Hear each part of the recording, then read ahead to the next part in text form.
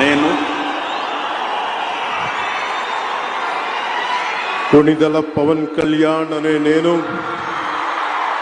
శాసనం ద్వారా నిర్మితమైన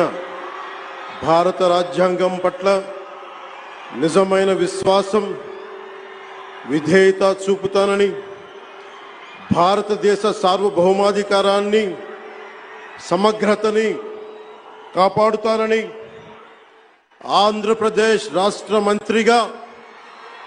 నా కర్తవ్యాలను శ్రద్ధతో అంతఃకరణ శుద్ధితో నిర్వహిస్తానని, భయం గాని పక్షపాతం గాని రాగద్వేషాలు గాని లేకుండా రాజ్యాంగాన్ని శాసనాలని అనుసరించి ప్రజలందరికీ న్యాయం చేకూరుస్తానని దైవ సాక్షిగా